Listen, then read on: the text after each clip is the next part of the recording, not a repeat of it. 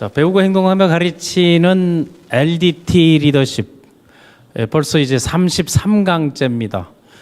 영상 강의로 보여주고 온라인 오프라인 라이브로 보여주는 것은 60강까지 예정돼 있습니다.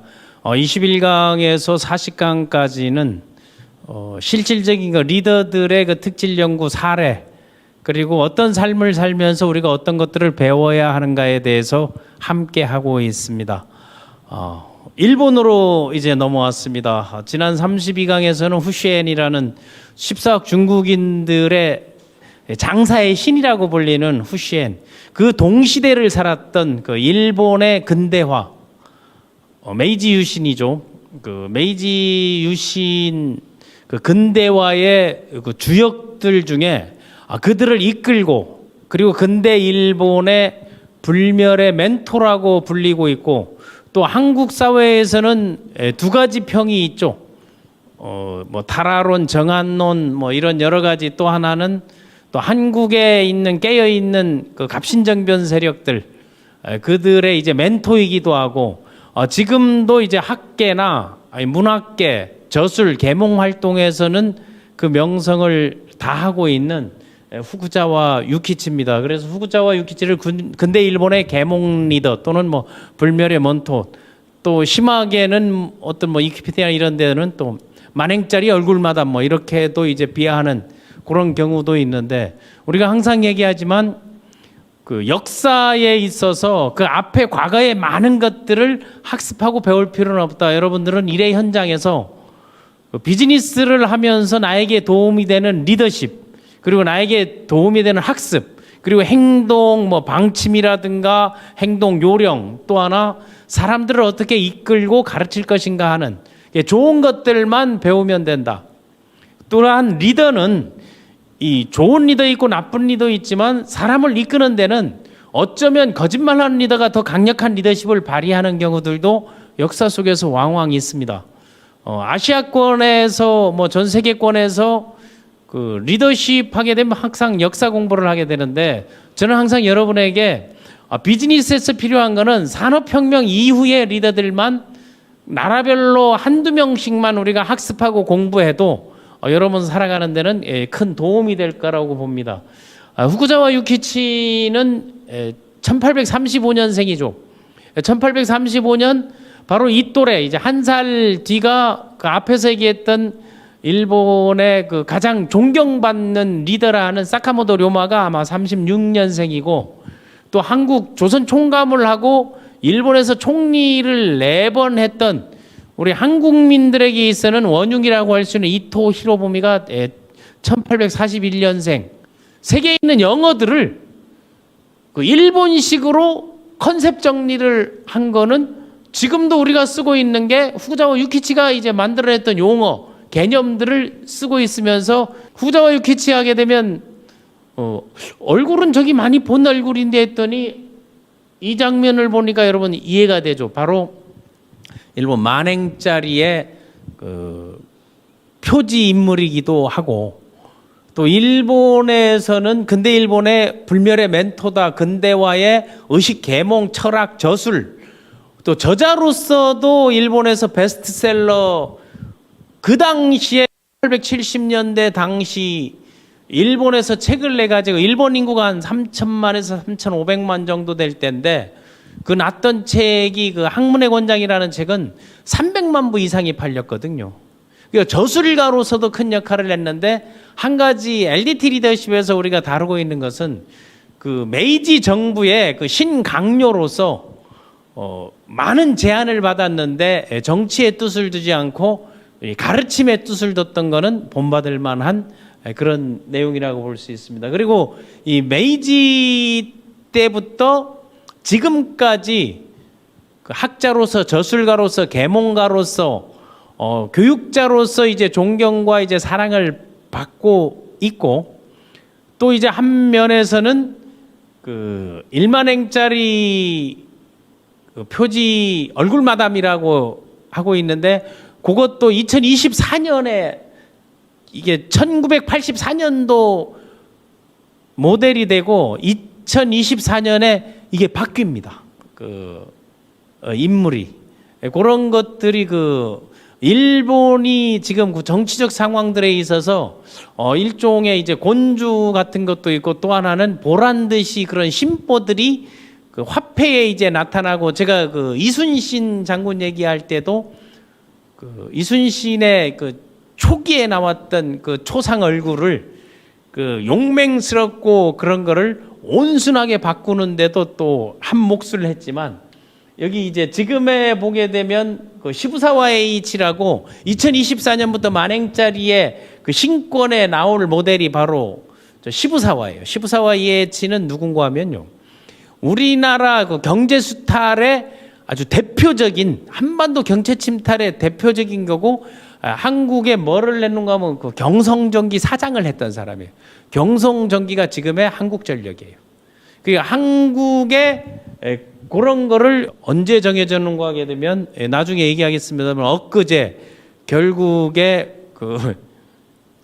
린치를 당해가지고 저격을 당한 아베 때 이런 것들을 이제 많이 이제 만들어내는데, 2024년부터는 후쿠자와 유키치에서 시부사와로 바뀌고, 또 그때 후쿠자와 유키치 메이지 유신 때 인물들, 여성 리더도 있습니다.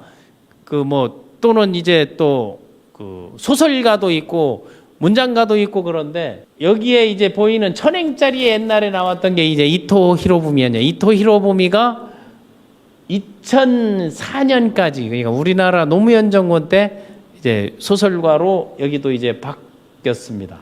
항상 그 나라 청나라 중국의 역사를 얘기할 때도 요선시대부터 간략하게 알고, 일본의 역사를 일본 신화 스토리 이런 거 다 몰라도 되죠. 그렇다고 이제 근현대사에서 우리를 침탈하고 우리를 억압했다는 것 때문에 그런 반일 감정을 갖는 거는 당연한 게지만, 그 길 하려게 되면 일본을 좀 알아야 되지 않나.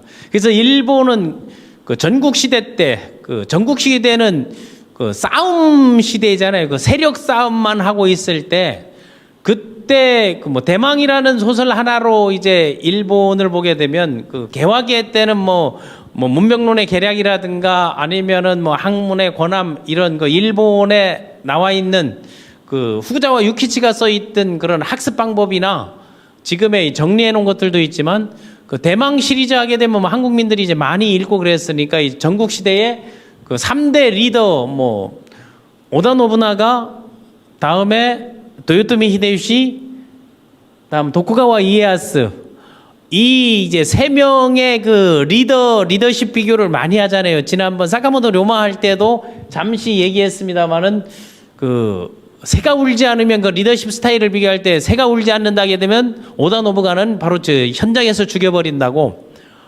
도요토미 히데요시는 어떻게 하든 간에 수단과 방법을 가리지 않고 새를 울게 만든다. 그리고 이제 도쿠가와 이에야스는 인내력의 화신이라 할 수 있죠. 에도 시대를 열었는데, 이 후손이 바로 지금 메이지 유신 때 이제 마지막 왕도 이 후손 도쿠가와 가문 아니에요. 그래서 도쿠가와 이에야스가들은 울 때까지 기다린다. 그래서 교토 오사카에서 저쪽 에도 이제 시대로 넘어가고, 저기에 표시했던 조슈번이라든가 사츠번이라든가 토사번은 왜 저 표시를 해놨는가 하게 되면, 바로 사조 동맹을 통해서 여기 사카모토 료마가 이 도사번 출신이거든요.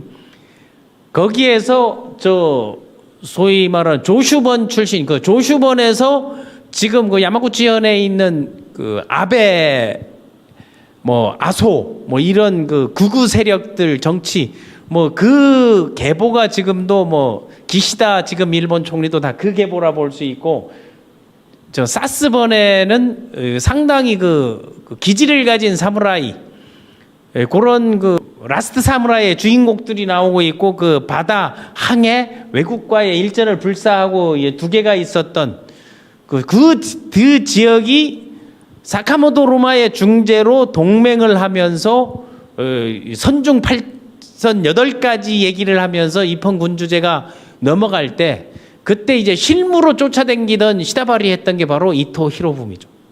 그래서 요 전국 시대, 그래서 항상 문제가 있을 때마다 이들은 눈을 다른 데로 돌리기 위해서 도요토미 히데요시는 쇼군이 되지 못했다고 지난번 얘기했죠. 하급 무사 출신이라서. 그게 신분 사회가 일본이 철저해서 그런 신분 사회의 문제점이 결국 후쿠자와 유키치도 그거에 대한 불만을 가지고 그 문맥론이라는 거, 그리고 그 많은 사람들에게 계몽 서양 문물에 대한 걸 받아들이고 그걸 학습하게 됐다는 게, 이런 이야기를 하는 것은 우리가 그 근현대사에 있어서 뭐 중국이든 지금의 이름으로 뭐 한국이든 일본이든 비슷한 시기에 똑같은 일들이 일어났을 때 어디는 성공하고 어디는 패망하고 어디는 먹히고 했을 때 결국 그게 리더십의 문제고 팔로워십의 문제라는 거예요. 그래서 리더십을 학습하면서 이런 걸 참고하기 위해서 이제 여러 개 말씀을 드리는 거고, 그리고 19세기, 그럼 19세기 전국 시대가 이어져 오면서 도쿠가와 이에야스가 이제 정권을 이어오면서 뭐 300년 가까이 이어오면서 그 에도 시대, 에도 그걸 막말이라 하잖아요. 그 정말이지 정말 하는 게 이제 청나라 말기, 막말이지 막말 하는 게 이제 바쿠후라 하는데 이제 막부 시대라는 게, 막부 시대 그 말, 그 도쿠가와 요시노부가 이제 마지막 소위 말하는 그 막말 시대에 쇼군 아니에요. 그래서 그러니까 에도 막부의 마지막, 그 에도가 지금의 도쿄를 얘기하는 거예요.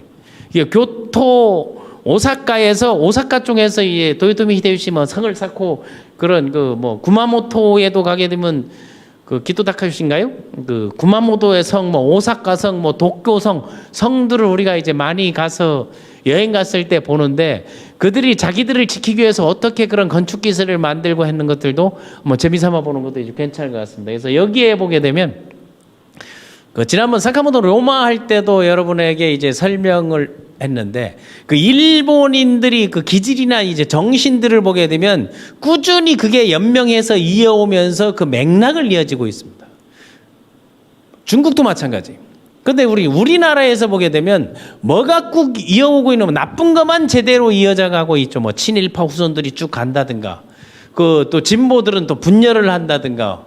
그래서 그런 것들이 지금을 살아가는 우리가 지금이 보게 되면 우리 근현대사에서 꼭 조선 말의 상황하고 비슷하게 이제 돌아가고 그게 반복되고, 그건 어느 나라 역사든 이제 똑같거든요. 이게 그런 상황에서 누군가 그 리더가 어떻게 하느냐에 따라서 그 결과는 달라지기 때문에 우리가 리더십을 학습하고, 그리고 그 역사에서 뭐 깊이 들어가는 것보다 그때 이런 일에서 그때 그랬더라면 하는 것들을 한번 되새겨 볼 수도 있지 않나 하는 게. 그래서 일본은 그 뭐 청나라, 뭐 그 당시 청나라, 그냥 쉽게 얘기해서 중국과 한국하고 일본의 차이는 뭔가, 중국과 한국은요 그 출세할 기회라는 게 있었죠. 과거 제도라는 게 이제 있었기 때문에, 그 지난 시간에 했던 후세엔 그 호서람도 지방에서 진사가 안 된 그런 왕유링, 그 사람에게 투자해가지고 그 삶이 바뀌었는데, 일본은 철저한 신분 사회가 다 해가지고 그 텐노라 그러죠. 천황. 텐노 밑에 쇼군들이 있었던 거예요. 그러니까 거기에서도 도요토미 시에서도 쇼군이 안 됐던 게 하급 사무라이 출신이니까 그게 규정이 안 돼서 못한 거거든요. 그 장악을 해서 갔었지만, 그리고 뭐 임진왜란을 일으키고 했지만, 그래서 그런 그 내용들을 이제 바꿔버린 거죠. 이게 틀을 바꿔버린 건데, 그 쇼군 밑에 다이묘라고 있죠. 다이묘가 각 지방에 하는, 우리로 이제 치게 되면 다이묘들이 사단장급이고 참모총장, 사단장 이렇게 보면 될 게, 그 지방에 다이묘에서 그 상급 사무라이들, 하급 사무라이, 그 하급무사들이 메이주이신이 주축이 되었다는 거예요. 그 밑에 이제 산업공상 해가지고 이어졌는데, 그러니까 후쿠자와 유키치가 그런 에도 막부 시대에 불만을 갖게 된 게 아버지가 하급무사였어. 하급무사 출신이다 보니까 하급무사들이 여기저기 일도 하고 그 조금 세금 쌀을 받아가지고 그걸 관리도 하고 이런 역할들을 하고, 그 아버지도 성리하게 밝았고 형도 상당히 저명할 정도로 그 가르침에 아주 능했었는데, 아버지가 일찍 병으로 돌아가셨죠. 2살 때, 원래 이제 고향은 지금의 이제 오이타 쪽인데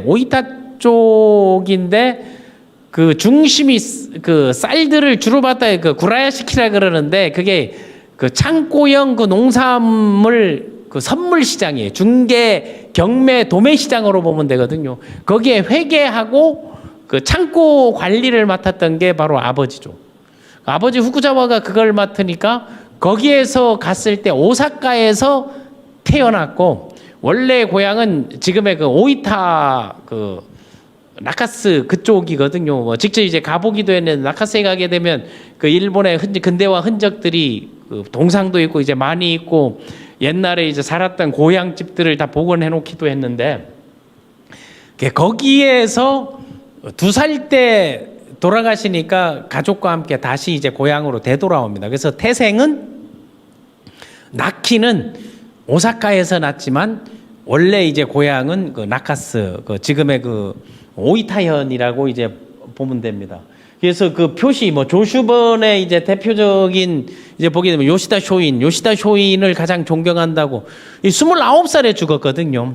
그 요시다 쇼인이 뭔가 일본이 우리하고 틀렸던 것 그리고 중국이 틀렸던 거는 학습의 장들 그 멘토링을 하고 학습의 장을 하고 그들을 훈련시키고 공부시키고 했던 그런 뭐 기죽구라든가 이죽구라든가 이런 그런 그 우리 개념으로 서당들이 있었죠. 우리나라에도 그런 서당들을 운영했던 게 지난번 얘기했던 우리 녹두장군 전봉중 같은 경우가 거기에서 학습해서 이제 봉기를 일으키고 그랬는데 마찬가지 중국에서도 거기에서 학습하고 그랬는데 거기에서 그 소위 말하는 요시다 쇼인 같은 게 그 여기 요시다 쇼인이 바로 그 야스쿠니 진자의 그 위패가 있기 때문에 사람들이 거기로 이제 그 아베가 직접 이제 참배를 하고 이제 그래 했던 걸로 해서 이제 반일 감정들을 이제 만들어내고 했던 게 그 요시다 쇼인의 그 제자들 그 요시다 쇼인의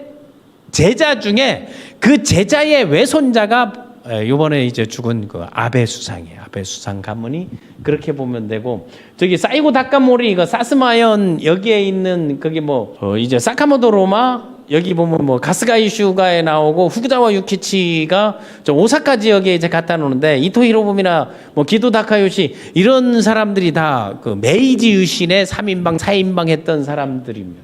그래서 요 그 시대적 상황에서 어떻게 해서 후쿠자와 유키치가 일본의 계몽가가 되고 이래 됐는 것들을 우리가 이제 한번 이제 알아보겠습니다. 여기에 그 메이지 유신 3인방 그리고 요시다 쇼인 여기에 사상적 영향을 이제 받은 사람이 이제 소위 그 기시노부스케 그 여기도 일본 총리를 했었죠.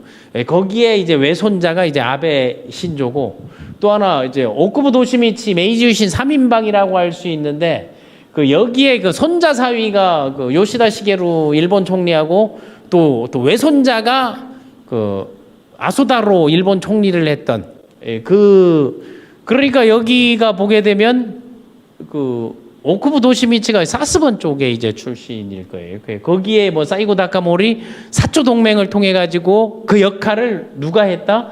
바로 그 사카모토 로마가 그 역할을 하고 만나면서 했던 그 역사 속에 하니까 이런 흐름들만 잠시 보고 이와쿠라 사절단 이거니 그 검은 구로훈의 사건이라 하죠. 검은 선, 그 흑선, 그 골탕을 바르는 흑선이 이제 들어오면서 이제 개항 조약을 이제 맺기 시작하잖아요. 그때 바로 일본에서 뭐 조낭냥이를 하고 뭐 지키고 그 소위 말해서 그걸 못 받아들인다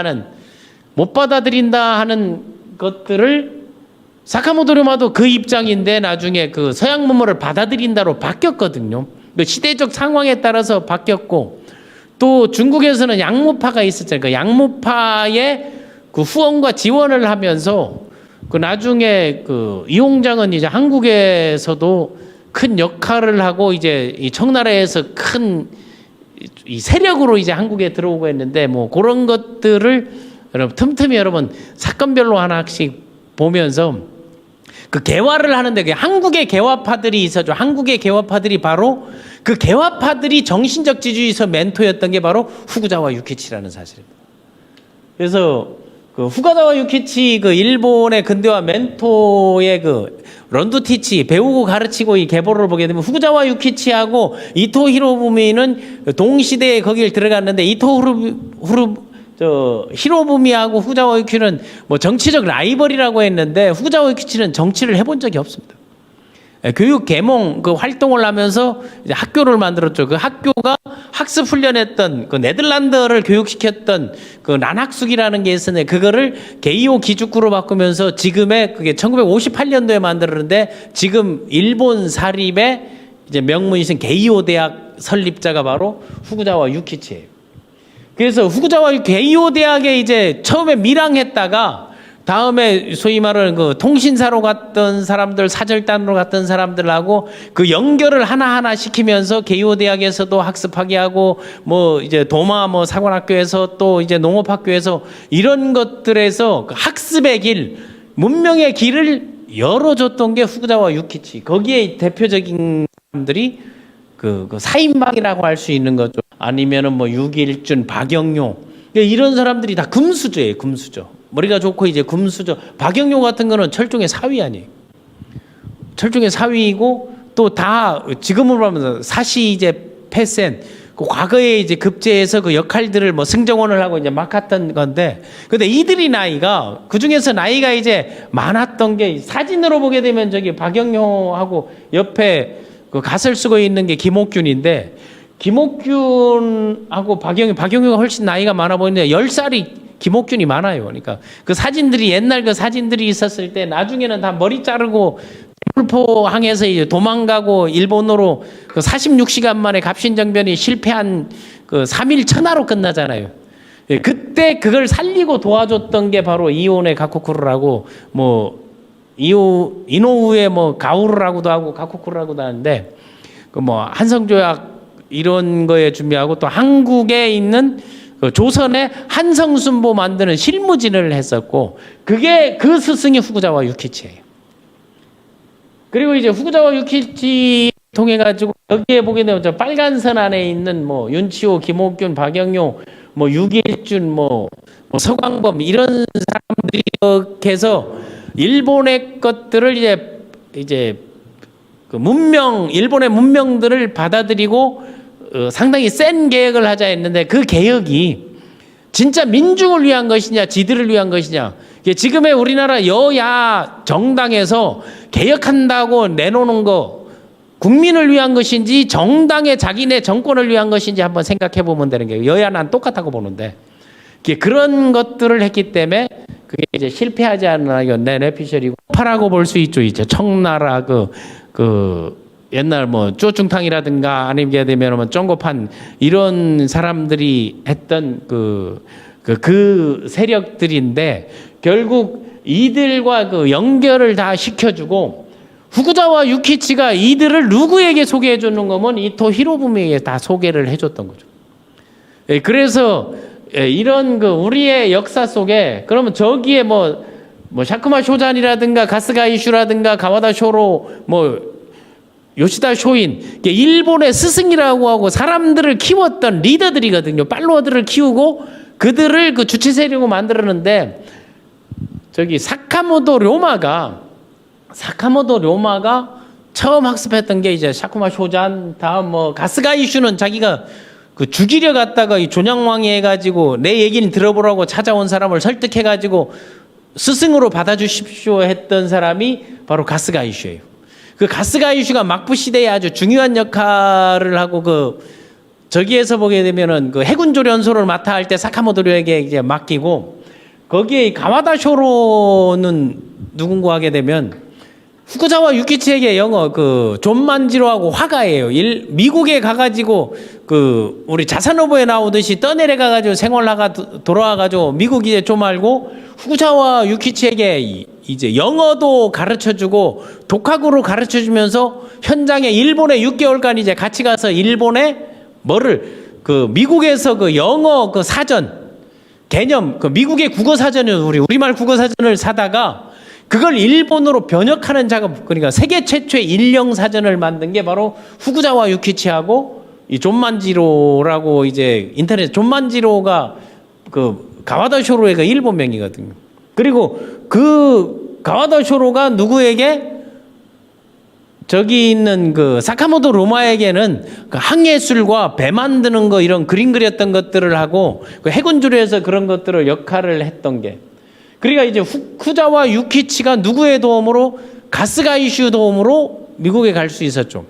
그러니까 이 특사 자격으로 이제 갔다 하는 건데 개인 소위 말하는 비선 자격으로 난 갈 것 같아요. 비선으로 공식으로. 근데 나중에 유럽 갈 때는 이제 통역관으로 가게 돼 있거든요.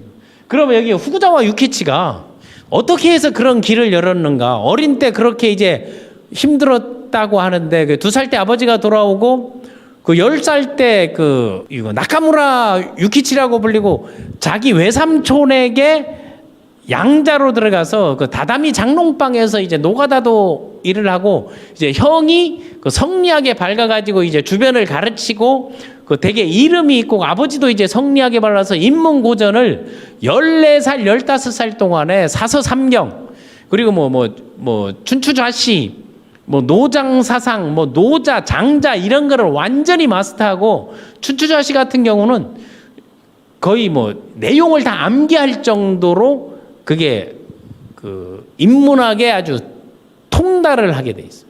그 통달을 하면서 이제 여기에 있을 게 아니고 19살 때 자기가 그 해외인들이 들어오는 저 큐슈 지방이죠. 큐슈 지방에 가게 되면 그 나가사키 짬뽕으로 유명한 데가 있어요. 나가사키 하면 나가사키 짬뽕 그 혹시 이제 드셔보고 이제 국내에도 이제 그게 나가사키 짬뽕 나가사키에 그 네덜란드인들이 많이 들어와 있었거든요. 거기에 그걸 기념으로 해가지고 네덜란드 마을이 1992년도에 만들어서 저도 갔다 왔습니다. 하우스텐보스라고 네덜란드 똑같이 만들어 온 그 지역이 있습니다. 나가사키에. 그걸 보면서 그 란학을 해야 돼. 란학이 뭔고 하게 되면 화란하잖아. 네덜란드로 우리가 한자로 이제 표시한 란학을 학습하기 위해서 오사카의 그 기숙으로 하죠. 그 오사카 기숙에서 네덜란드를 배우는데 그 오사카에 있는 기숙이 나중에 오사카 대학으로 바뀌는 거예요. 그 국립대 각 지방에 하나씩. 거기서 난학을 배워가지고 아주 의기충천해가지고 이제 뭔가 해보려고 이 에도로 이제 딱 가서 이제 사람들이 와가지고 그때가 뭔가 하면은 많은 사람들이 그 훈해 그 구로 훈해 사건이 있을 때 사카모토 로마는 뭐였어요? 아버지에게 편지 쓰면서 내가 그 적장 양키의 그 목을 베고 가겠다 이제 편지 쓸 정도고 거기에 요시다 쇼이는 배에 몰래 들어가 가지고 자기를 미국에 내려달라 해서 그 안 된다 해서 내리면서 잡히고 나중에 막부에 그 도전적이고 그런 혐의를 받아가지고 그 내란 혐의를 받아가지고 사형에 처해지잖아요. 29살에 죽고 사카모토 료마도 뭐 33살에 죽었으니까 그 젊은 사들이 짧은 인생 동안에 내가 한 번뿐인 인생 목숨 걸고 하겠다. 그 한 번뿐인 인생 목숨 걸고 하겠다. 그거를 자기의 사명으로 받아들인 게 바로 사카모토 료마의 사명으로 받아든 게 그 마사요시 손이라고 소프트뱅크의 손정이잖아요. 그 뿌리가 봤더니 그 시초가 봤더니 그 역사의 흐름 속에서 그들이 정신적 무장과 학습의 그 맥락이 이어져 오고 있다는 게 그게 후쿠자와 유키치가 바로 그런 거를 그 소위 말하는 큐슈에서 오사카에서 에도로 가면서 그 코제기를 만나서 딱 얘기를 해봤더니 네덜란드 말이 하나도 통하지가 않는 거야. 네덜란드 말이 하나도 통하지 않으니까 자기도 환장할 거 아니에요. 나는 뭐 때문에 네덜란드 말을 배웠는가 하게 되면 그 대포스를, 항해, 포스를 배우기 위해서 네덜란드 말을 배웠는데 그게 실질적으로 통용이 되지 않다 보니까 이제 본인이 영어, 세계를 움직이는 최고의 강대국은 영국이라는 걸 알고 영어 공부를 독학으로 합니다. 그래서 영어 공부를 독학으로 하면서 여기저기 붙고 이야기하고 붙고 얘기하고 그 안에서 그 영어 공부를 이제 하면서 에도에 가가지고 이제 본인이 이제 만든 게 그 난학 기숙학원을 만들어요. 그 난학 기숙학원을 그 1858년도에 거기에서 지금으로 하게 되면 우리 어학원을 만든 거거든요. 어학원을 만들어서 사람들을 가르치다 보니까 이게 통용되는 게 아니고 영국 영어를 해야 되겠다 해서 본인이 독학으로 영어를 모든 거를 달달 쫓아다니고 만나고 쫓아다니고 만나고 그러다 보니까 그 존만지로 이런 대한테 이제 배우기도 하고 이제 같이 이제 미국에 들어가 가지고 들어와서 일령사전을 편찬하는 거죠. 그래서 이제 학술 사업, 런도티치 사업의 시작이 보는 게 그 에도에서 네덜란드 어학원을 만든 것이 그 10년 후에 그것을 이름을 딱 바꿉니다. 이름 바꾼 게 그게 그 게이오 기주쿠라는 게 지금 게이 기주쿠 다이 같고 게이오 대학이 바로 거기서부터 이제 비롯된 거예요. 그 사립에. 그거를 만들 때 지금 여기 보이는 게 그 큐슈에 보면 그 오이타현 지금 오이타 그 한자로 보면 대분이라 하거든요. 그건 대분이라고 하는 다 오이타 이제 얘기하니까 지역명이나 이런 거는 이제 뭐 시라카나 카타카나를 할 때 음과하고 훈이 있어가지고 그 좀 헷갈리고 하는 것들이 있을 수 있는데 지금 통하는 거 지금의 그 나카스의 나카스역이에요. 나카스역 앞에 보게 되면 후쿠자와 유키치상이 있고 그때 그 한창 그 2004년도인가? 2004년도 2014 그 후에 30년 기념 84년 하니까 2014년도지. 2014년도에 그 역카페 고비든 판넬을 만들어 가지고 그 얼굴 표지 모델 된 30주년 기념해 가지고 크게 이제 붙여주고 여기에 그 나카스 지방 가게 되면 여기 이제 보이는 요게 여기에 여러분 보이는 그 맨홀 뚜껑에도 나 요런 아이들 보면서 그 당시 그 제안을 할 때 맨홀 뚜껑을 그냥 메이커를 쓰는 게 아니고 역사적 내용들을 이제 써가지고 그 벤치마킹 그 많이 하거든요. 뭐 제주도에 가도 보게 되면 사투리를 바닥에 해놓는다라든가 이순신이 태어났던 저 중구에 가게 돼도 그 명언들하고 이런 거 같아요. 맨홀에다가 그걸 해놓고 지역마다 이제 사람에 대한 이제 소개를 해놓은 게 바로 이제 나카스입니다. 여기. 그리고 그 아버지가 그 구라야시키라고 얘기하는데 이 구라야시키가 뭔가 하면 그 도매시장이거든요. 그 선물 도매시장이죠. 그러니까 선물에 올라오는 그 내용인데 그 그림들인데 이게 창고하고 이제 주택이 결합되어 있는 그런 매장에서 창고지기하고 회계 이 장부일을 아버지가 했을 때인데 그게 이제 경매를 통해 가지고 중개인들 이게 어디서 나오는 거 하게 되면 다이묘들이 이걸 다 조공으로 쌀을 받잖아요. 그 쌀을 보게 되면 이 도지마 쌀 시장이라고 오사카에 있는 데로 이게 다 와요. 그러면 그걸 경매를 받아가지고 전표를 줘. 전표를 줘가지고 나중에 그걸 환산해가지고 돈으로 바꾸기도 하는데 이게 바로 세계 최초의 선물 시장이에요. 세계 최초의 뭐 지금은 뭐 옥수수도 하고 뭐 쌀도 하고 기름도 하고 다 나오고 금운동 다 하고 있는데 그런 물표 이런 그 증서 발행해지고 이제 해줬던 게 바로 그 도지마 쌀 시장에 가게 되면 저기 눈덩어리가 아니고 그 쌀 조각이에요. 쌀 조각. 쌀 조각을 만들어 가지고 기념했던 거. 그 에도 시대에 이런 거를 통하면서 아무리 머리가 좋아도 할 게 없다는 거. 아무리 많이 배워도 할 게 없다는 거를 딱 알아서 그거에 대한 그 봉건 시스템에 대한 그 불만이 상당히 후쿠자와 유키치가 많았었죠. 형도 이제 일찍 죽고 이제 아버지도 일찍 죽고 이러다 보니까 그러면서 그 문물들을 받아들이면서 그때 이제 눈을 뜨기 시작합니다. 이제 눈을 뜨기 시작하면서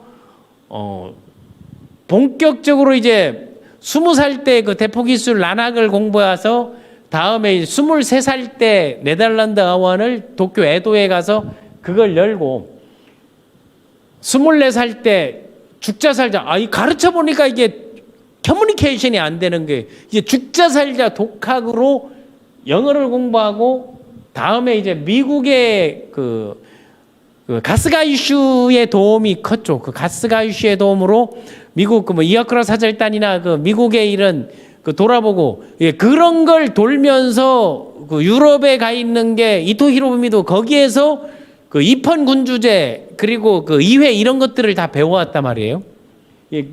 그러니까 한 5살이 더 많으니까 훨씬 앞서가 있고, 예, 그런 그 후쿠자와 유키치가 미국을 6개월 있으면서 변화 체험을 하고 학습 체험을 하면서 일본으로 돌아오자마자 만든 게 일령 사전을 만든 게. 그 일령 사전을 하고 다음에 이제 62년도에 공식적으로 통역관으로 홍콩을 거쳐 가지고 유럽의 전 나라를 여행 갔다 하는데 통역으로 쫓아다니면서 가이드로 쫓아다니게 된 거죠. 그쪽 이제 공부를 했어요.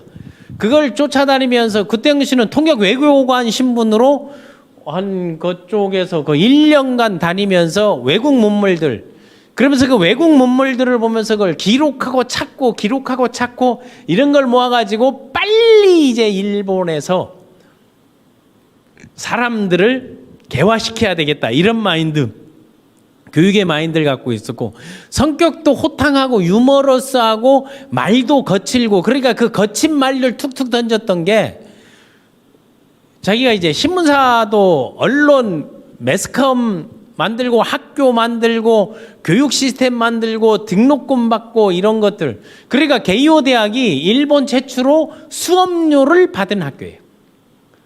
이 지원해가지고 준 게 아니고 수업료를 받아가지고 내 팔 내가 흔들고 돈 내고 이걸 교육해라 하는 거에서 그 수업료라는 그 문자도 그 교육비 투이션 피 이렇게 이제 얘기하는 그런 것들을 배우고 자기가 일해서 먹는데 들어가는 요금이다 해서 그걸 다 용어 정리를 해가지고 컨셉 정리를 해서 등록금, 수업료 이런 것들을 다 바꿔놓기도 했습니다. 그래서 그때부터 통역관으로 갔다 오면서 그 메이지 유신 일어나기 전에 다시 이제 미국을 이제 가는 거죠.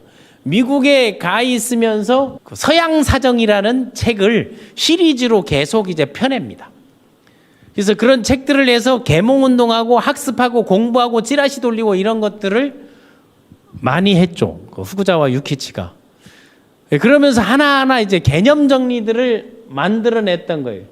그래서 미국에 가서 이 정세 흐름들을 파악해가지고, 우리가 이거를 앞으로 갈 길은 이런 것들이다 해서 그 나라를 따지지 않고 뭐 청나라 사람이든 한국 사람이든 그걸 가르치고 일깨우는데 처음에는 주력을 했어요. 이거 세상이 이렇게 바뀌고 있다 해서 소위 말하는 이 개화를 하고 문명 배워야 되고, 사람이 이제 개인적으로 학습하고 가난한 사람이 배웠을 때 가장 위험하다 이런 말들, 그 거친 말들을 많이 내워서 그런 것들이 기록에 남아가지고 반감을 사는 경우들도 이제 많이 있습니다.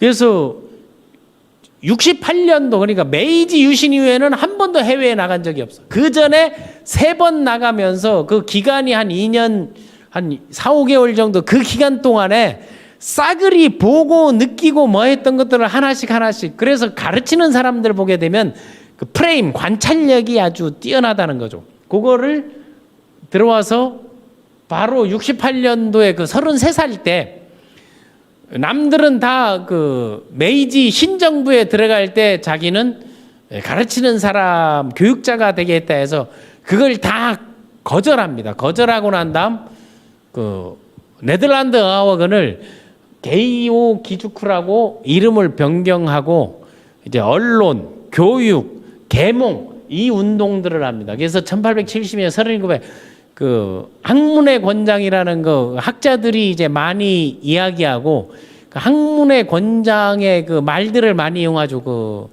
그 일본식으로 하면 가쿠몽노 이제 스스메라는 학문을 뭐 소회라고도 하고 권한다, 배워라 하는 거를 이제 권하는 책 맨 첫 문장에 나와 있는 게, 하늘은 사람 위에 사람을 만들지도 않고 사람 밑에 사람을 만들지도 않는다는 게, 그거 이제 하늘은 이제 하늘을 이제 뭐 땐노 하잖아요. 천왕을 텐화 히토 사람, 히토니 우에니 사람 위에, 히토 사람을 쭈꾸라즈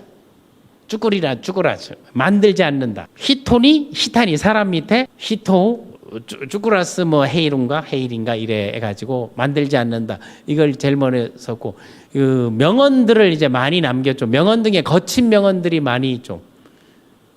그 다음 언제부터 그게 이제 변신하고 뭐 변신의 기제다 상황에 따라 달라진다 하는 게 한국의 갑신정변의 모든 그 내용적 측면에 그런 기반들 그리고 총포 무기까지 다 지원을 해줬어요. 그 김옥균 뭐 홍영식 거기 뭐 서광범 이런데 다 지원을 해줬는데 그걸 이제 실패하고 난 다음에 탈화론을 얘기하죠. 그러니까 그게 천박한 것들 그거 하나 이제 제대로 못하냐고 해서 이제 청나라 한국을 생각하니고 이제는 우리는 어디 유럽으로 나가야 된다. 갔다 왔던 것들을 그래서 탈아론이라는 걸 이제 만들어 놓고 나중에 이제 정한론까지 이제 그거를 이제 지지하는 것 때문에 이제 많이 이제 받고 있는 거예요. 그리고 항문의 권장이 그 아까도 얘기했지만 300만 부 10% 이상 이거를 다 보면서 일본인들을 깨우친 이제 사람이라고 해요. 또 문명론의 계략이라는 걸 해서 이 문명론의 계략에 이제 딱 보게 되면 그 사람들이 깨어나야 된다. 인디비듀얼 이걸 개인이라는 것들은 그 용어도 만들어 놓고 데모크라시를 이제 민주주의라고 이런 용어를 만들어 놓고 지금 우리 법전에 나와 있는 대부분의 그런 이야기들이 후쿠자와 유키치가 다 만든 용어들인 게 러브를 어떻게 표현할 거냐?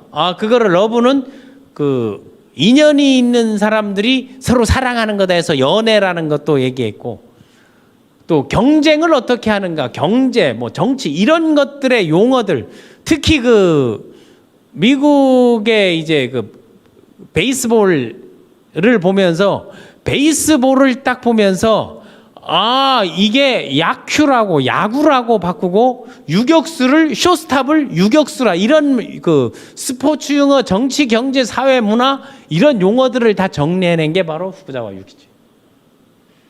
그래서 1881년도에 그 조선신사유람단에서 6일준을 만들죠. 6일준이 혹시 여러분 서유견문이라는 그 기억이 아마 국사책에서 배운 적이 있는데 6일준이 우리 조선에서 최초의 그 영어 1호 그런 유학 이런 거를 이제 마스터했던 좀 이따 한번 얘기하겠습니다만 그 여기에서 그 6일준은 누구 어윤중의 소개로 만났고 그 소개하면서 인맥들을 그래서 이제 친일의 인맥들이 그 친일파들이 그 갑신정변을 익힌 사람들이 친일이거든요. 그게 나중에 광우 이제 시해하고도 그런 고리들이 이제 그 양이들하고 연결돼 있는 건데 우리는 그 좀 산업적인 거에 이제 주력을 하겠습니다. 우리식으로 시사신보라고 일본식 지지신보를 만들어 가지고 거기에 그 뭐 김옥균 이야기도 쓰고 여러 가지 거기에 그 신문의 칼럼으로 썼던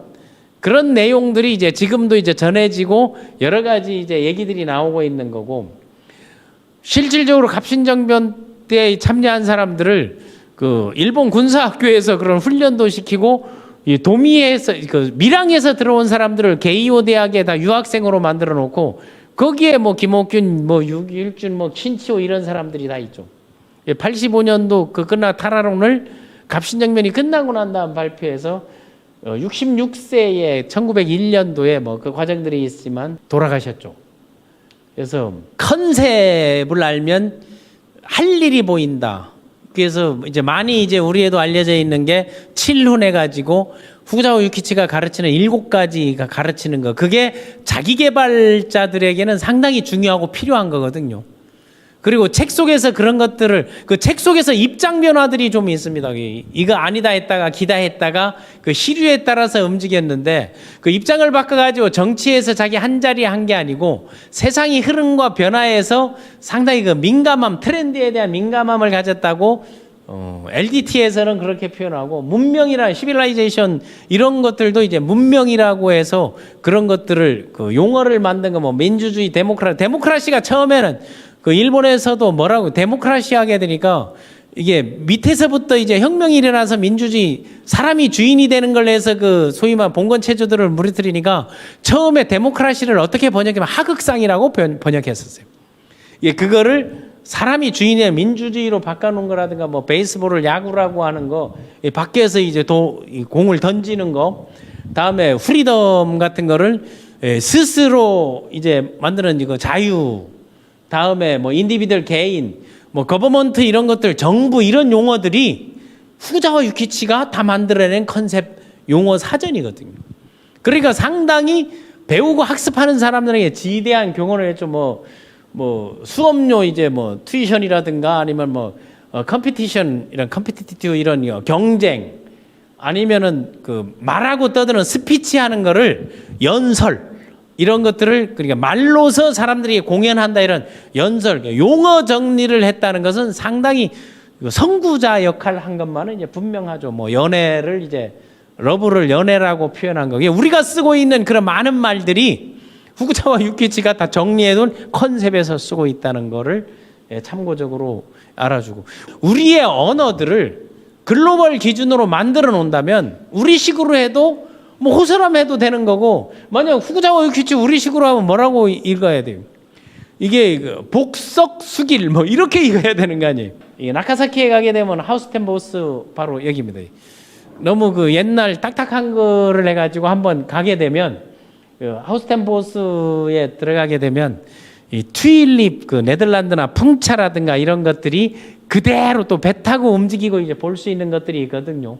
그 거리에서 여기 하우스텐보스에 가서 사진 찍고 와서 네덜란드 갔다 왔다 하면 괜찮습니다. 마카오에 가서 또 이태리 갔다 왔다 해도 괜찮고 그 마을들이 있잖아요. 우리 뭐 독일 마을 저기 가평에 가게 되면 또 스위스 마을 있거든요. 거기 가보게 되면 똑같이 이제 만들어 놨으니까 이런 것들을 이제 딱 보고 이게 이제 야경입니다. 이 배 타고 이제 다니면서 보이는 것들 보고 그 네덜란드 마을 그리고 후쿠자와 유키치는 그 소위 말하는 개화 사상 이런 것들을 하면서도 상당히 그 실학파였거든요. 실질적인 거를 만들어냈는데 그러면서도 그 양복을 입지 않아서 일본의 그 신식군대 양복, 교복, 제복이 다 일본의 개화에서 나온 거 아니에요. 메이지 유신 때 나온 게 우리나라까지 그걸 훈련시켜 호크를 메고 이제 했었는데 본인은 끝까지 그 일본 전통 옷을 죽을 때까지 고집했던 사람으로 또 유명하죠. 그 저기에 보게 되면 와이프가 아니고 이제 미국에 갔을 때 이제 찍은 거라든가 그 사절단으로 갔을 때 통역했을 때 젊은 시절에는 하급 무사 출신이니까 딱 봐보세요. 완전히 머리 해가지고 사무라이 해가지고 이제 칼도 차고 이런 것들이 남들이 그 개화된 걸 입었을 때도 혼자 이제 그걸 했다는 거. 다음에 그 학자들이나 글을 쓰는 사람들 그리고 연구하는 사람들 논문에도 이제 많이 이제 쓰고 있는 게 바로 여기 그 하늘은 사람 위에 사람을 만들지 않고 사람 밑에 사람 학문의 권장 첫 문장에 나오는 거하고 또 이제 그 문맹 계량론에 보게 되면 일신 독립파의 이신 도크리츠가 독립을 일본 도크리츠 이신 도크리츠 시대 그러니까 개인이 독립한다는 건 디스트리뷰터가 되라는 게 개인이 독립된 개체가 된다. 인디비주얼하고 셀프 리더십을 가지라는 거거든요. 이게 수신하라는 게 수신. 다음에 이카 도쿠리츠 때. 이카 도쿠리츠 때는 뭔가면 가정도 이 사회에서 독립되라. 그러니까 독립된 가계를 구성하고 독립된 개인이 독립된 게 이걸 다른 말로 하면 수신제가죠. 수신제가. 수신제가 이런 것들이 어디서 나왔겠어요? 사서삼경을 다 떼놓으니까 논어에 나오는 거, 장자에 나오는 거 이런 것들을 맹자에 나오는 것들을 일본식으로 바꿔놓으니까 여기가 뭐가 되다 원조가 돼버린 거예요. 기존에 다 나와 있는 거거든요. 마찬가지 그 후셰엔도 어린 때 아버지 글 읽는 것만 배웠는데 사서삼경 그 특징들 리더들의 특징들을 보니까 뭐가 다르더라? 다 인문 고전에 대한 학습이 있었다는 거예요. 그러니까 인문학 고전학 다음은 이꼬쿠 일국 도쿠리츠스루 나라가 이제 독립한다. 나라가 우뚝 선다. 바로 이건 뭐 치국 평천하에서 독립된 국가의 형태가 나온다는 거 이런 것들을 또 본인의 자서전을 만들었으니까 참고적으로 뭐 국내에도 책들이 이제 많이 나와 있거든요. 여러 가지 뭐 학문의 권장 같은 경우는 뭐 여러 출판사에서 나와 있고 그 또 옛날에 보게 되면 서양 사정이라는 책이 이거는 이제 원문 그 박물관 이제 거기에 있는 그 서양 사정에서 그 유람했던 거 이런 것들을 보고 그것을 배운 게 누구였는가 하게 되면 바로 육일준이에요. 육일준이 그걸 배워서 뿅가 가지고 사람들을 그 갑신정변의 세력들을 연결해주고 했던 거죠. 그래서 조선 개혁파에게 멘토링을 하고 육일준도 가 있을 때 다 어디에 있었는 면 여기에 기숙학원에 후쿠자와 유키치 집에 김옥균도 머물렀었고 온 사람들 자기 집에 살면서 배움의 길들을 열어줬었죠. 그러면 저기에 그 수영 깎고 한 그 육일준이 보게 되면 그 육일준 그 위에 있는 사람을 잘 지켜보죠. 그럼 우리나라에는 근대 교육의 아버지가 없었나? 근대화의 아버지가 없었나? 제가 LDT 리더십에 이제 꼽은 사람 아마 34강에서 동시대를 살았던 사람, 우리나라에도 그만한 사람들이 있었는데 결과적으로는 그 형태들이 달라졌지만 그래도 일어난 인재와 수재가 있었는 게 그 위에 사람이 바로 박규수예요. 박규수라는 사람입니다. 그 박규수가 근대 교육에 나는 아버지라고 생각하는 게 그 일본과 중국과 동일한 관련. 박규수는 누군가 하면 그 영향을 누구에게 받는 거? 할아버지가 그 세상을 돌아와 가지고 썼던 그 정조 때 바로 연암 박지원의 손자예요. 그리고 또 하나 이 깡다구면에서는 뭐를 내는 거면은 그 평안 그 감사로 있을 때 평안도에 있을 때 뭐가 일어난 거면 제네럴 셔먼호 사건이 일어났잖아요. 미국의 흑선이 들어와 있을 때 그거를 개 박살을 내버린 그 당사자가 또 하나 역관 오경석이라든가 그 이제 그 지금의 저 북촌 그 인사동 저 위쪽으로 가게 되면 북촌 그 지역에 똑똑한 사람들, 똑똑한 젊은이들, 고관자제들을 모여가지고 멘토링 학습을 했던 여기에 이제 밑에 그리기 매게 되면 인터넷에 많이 나와 있는데 갑신정변 3.1천하에 끝나가지고 현장에서 이제 죽은 사람 책낭어 죽고 이런 경우 홍영식 같은 경우 이제 그렇지만 그 박영묘, 서광범, 서재필, 김옥균 얘네들이 이 도망을 제물포 일본 공사관으로 도망가 가지고 제물포 그 항구에서 뱃속에 일본 배에 3일을 숨어 있었죠. 그게 가다가 잡힐까봐 전부 머리를 다 자르고 일본식으로 위장해 가지고 도망갔을 때 그 모습에 일본 갔을 때 여기에 이쪽에 이제 김옥균이고 저쪽 서재필 다음에 서광범 박영효 일본으로 이제 도망갔을 때 처음에 이제 많이 걷어줬죠. 도 이제 조사도 받고 이제 그랬는데 그 인맥들 그 다음에 김옥균 같은 경우는 별도로 조금 이제 얘기할 만한 그런 실패한 그거를 여러 가지 드라마도 나오고 우리나라에도 그런 것들을 그리고 했는데 제대로 근현대사를 이제 봐야 되는 게 자객에 의해서 죽었잖아요. 그 자객이 뭔가 우리나라의 최초의 프랑스 유학자 홍종우예요. 그 홍종우는 여러 가지 설이 상해에서 일본에서 10년간 도망가서 1994년도 갑오개혁이 일어날 때 이제 죽었는데 섬으로도 가고 여러 가지 해서 김옥균 같은 경우는 일본에 가가지고 개차발 생활을 많이 했죠. 게이샤들 하고 여기저기서 자식도 낳고 기집질도 많이 하고 하는데 여러 가지 설은 보호하기 위한 건지 뭔지 모르지만 살아남기 위해서 흥선대원군처럼 주정뱅이처럼 해가지고 막 사는 인생을 보여야 당하지 않는다 했는데 막 사는 인생을 보이는 거하고 그 뿌리나 이런 것들을 남기는 건 차이가 있는 거거든요.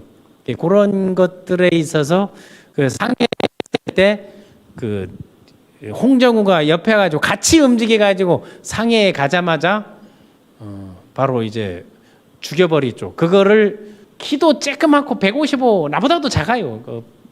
작고 이제 그래 했는데 역사의 평가는 어떻게 되는가 이거는 우리가 리더십의 부분에 있어서 무슨 리더십이 실패한 리더십인데 우리가 배울 만한 것들이 어떤 거 있는가 했을 때는 그 대상은 아니고 상당히 씹어주고 싶은 이제 그런. 그리고 또 그때는 고종은 친일을 얻고 민비는 이제 청나라를 얻고 있어서 갑신정변도 마찬가지잖아요.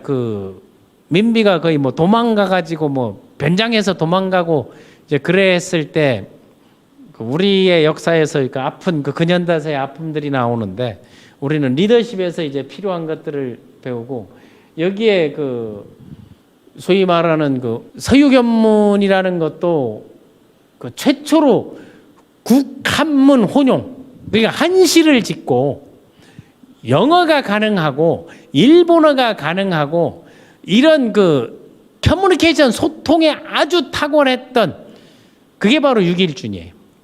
그래서 해외에 다니면서 그 배웠던 거를 그걸 누구한테 배우는 건 박규수 문화에서 배운 거예요. 그 박규수가 다산 정약용 선생 할 때도 이야기했지만 그 다산 정약용이 멘티 중에 키웠던 사람이 누구예요? 그게 바로 김정희 아니에요. 추사 김정희 이런 사람들을 김홍도 뭐 김정희 이름이 이제 헷갈리는데 김홍도 뭐 이런 거인데 뭐 이 박규수 또 하나는 그 뭐 박제가 이런 그 흐름들 그 뒤에서 그 흐름들을 함께 공부하면서 그때 그 누구가 정조대왕이 코칭을 하면서 사람들 다산 정약용 선생이 똑같은 형태로 유배 가서 동문서당에서 동문에서 그 주막집에서 백년사를 오르내리고 다산 초당에서 그런 학습들을 시켰죠. 실질적으로 18명의 제자들을 실제로 키워놓고 그 라이프 플래닝 차원에서 했는데 뭐 세상을 뒤엎을 생각은 안 했던 것 같아요.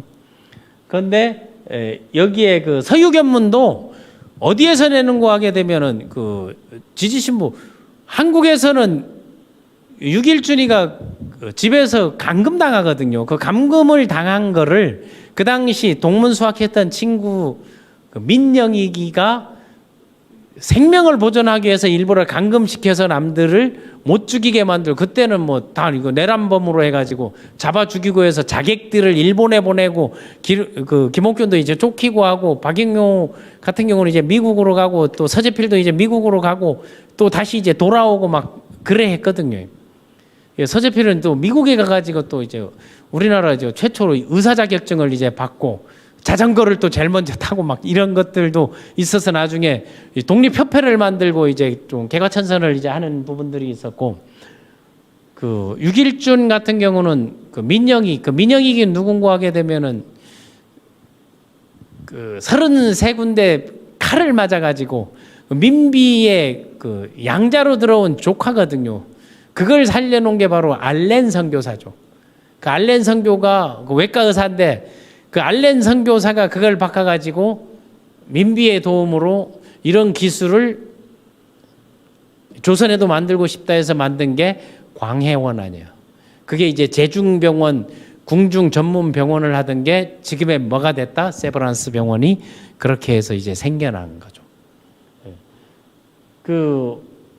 그때 그 살아난 그 민영이게 이제 도움받아서 안에 있고 그 안에서 글을 자기가 돌아다니면서 봤던 거를 서유견문을 써서 여기서 출간 못하니까 어디를 통해서 후구자와 유키치를 통해서 이제 출간을 했다는 거. 그 제자 그 근대 개혁 세력에 이런 영향들을 미쳤는데 LDT 리더십에서는 뭐 역사적 평가 중요합니다만은 우리가 자기가 성장하고 배우고 익히는데 필요한 부분들을 좋은 것만 받아들이고 나쁜 거는 여러분들 생각대로 여러분 내피셜대로 해나가도 이제 상관이 없습니다. 어느 한쪽에서 치우친 것보단 이것이 배울 거는 이런 거고 또 타파해야 될 건 타파하고 좋은 것만 받아들이는 걸로 해서 그런 사상적 의심이나 이런 거는 안 했으면 좋겠습니다. 그리고 후쿠자와 유키치가 그 7가지 7훈이라고 가르친 것 중에 세상에서 가장 즐겁고 멋진 것은 내 평생을 바쳐서 일하는 것이다. 그래서 이제 좌우명도 뇌피셜로 만든 게 그 기록이나 이런 것들을 보다 보니까 컨셉, 개념을 알게 되면 일거리가 생긴다 하는 거. 그런 게 후기자와 유키치가 어떤 것이 있는 거면 다니면서 야 이거 하나만 배워도 먹고 사는데 아무 지장이 없는데 해가지고 가서 그 학업 사무라이 하면서 학습을 하다 보니까 그 마사지 샵이라는 게 그 온센에 이런 게 있어서 가봤더니 손재주 하나만 가져도 먹고 사네 해가지고 마사지사 자격증까지 이제 딸 정도예요. 뭔가 이제 보게 되면 호기심이 상당히 많고 준비하고 항해술 포술 배우고 싶은 게 너무 많은 게 후쿠자와 유키치여서 그런 일거리 중에 자기는 그 LDT 런두 티치 가르치는 데 있고 세상에서 가장 비천하고 가장 보잘것없는 것이 인생에서 가장 비참한 게 뭔가 교양이 없는 거다 하는 거예요. 이거 7가지 가르침에서 교양이 없으면 본인은 말은 상당히 세고 강하게 많이 했죠. 그건 뭐 스타일이니까. 그리고 세상에서 가장 외롭고 쓸쓸한 게 일거리가 없는 거예요. 지금 이것을 듣고 있는 뭐 프리랜서 뭐 작가 아니게 되면 뭐 비즈니스 마케터들 특히 이제 많이 이제 또 제2의 인생을 출발하는 그 세컨드 라이프 하시는 분들 잘 일거리가 없는 것처럼 쓸쓸한 게 없어요. 그러니까 정년 퇴직해서 교장 선생님이 수의로 가고 그런 것도 얼마나 힘들어요. 그리고 공항에 카트 옮기는 거 이런 것들 주차 관리하는 걸로 이제 많이 가는 것도 그런 것들을 또 학습해 주는 게 요즘 그 예배당 가게 되면 주차 관리들 하면서 그 자기 또 실습하시는 분들도 있더라고요. 그리고 세상에서 가장 추한 게 타인의 삶을 부러워하는 거다. 이런 걸로 해서 이어져 온 게 그 타짜에서 노름방에서 가장 뭐한 게 남이 돈 딴 거 셀 때 옆에서 같이 세는 놈이다 이런 말들이 그 인용해서 이제 나온 거고 가장 존귀한 것은 남을 위해 봉사하는 거 요구하지 않는 헌신 보답을 바라지 않고 조건 없이 도와줄 수 있는 거 이런 것 때문에 요구 없는 헌신 조건 없는 봉사라는 말을 이제 제가 만들어냈던 거고 세상에서 가장 아름다운 것은 사물에 애정을 갖는 거다. 애정을 갖고 관심을 갖고 이게 뭔가 세상을 보는 눈에도 이제 많이 필요한 것이고 세상에서 가장 슬픈 거는 거짓말을 하는 것이다. 7가지 훈을 자기 개발자들에게는 상당히 필요한 것 같습니다. 그래서 후쿠자와 유키치 끝으로 그 개념을 그 컨셉 정리를 하고 사전을 만들어서 개념을 알면 할 일이 보인다. 제가 항상 개념을 알면 미래가 보이고 개념을 알아야 일거리가 생기고 그런 개념 정리 강사가 하는 일은 가르치는 사람이 하는 일은 제일 먼저 해야 될 것은 바로 이 컨셉을 잡는 거. 그 컨셉을 잡는데 많은 시간을 소요해도 괜찮다는 것을 여러분에 얘기하면서 LDT 리더십 그 일본의 리더들은 뭐 사카모토 로마 그리고 마사요시 손정희 소프트뱅크 다음에 후쿠자와 유키치 LDT 리더들은 이 정도 또 많은 그 리더들이 있습니다만은 그런 것들은 다른 강의에서 좀 덤으로 뭐 글을 쓰는 사람 뭐 시바타루 로타라든가 막 여러 가지들이 있는데 그건 덤으로 하고 우리와 연관돼 있는 사람들 다 연관이 돼 있거든요. 그런 경우하고 중국 그 이제 근대에 그러니까 19세기에 요런 그 한중일의 상황들은 우리가 알아둬야 되는 게 지금 우리가 처해 있는 그런 상황들이 그때와 별반 다르지 않고 그리고 리더 지도자가 어떤 생각을 하느냐 그때도 이제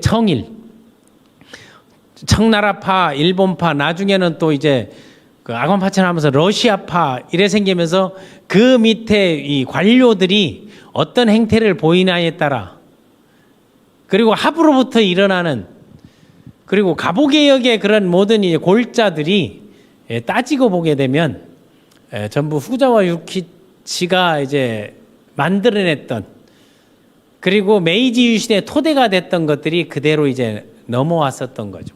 34강에서 뵙겠습니다.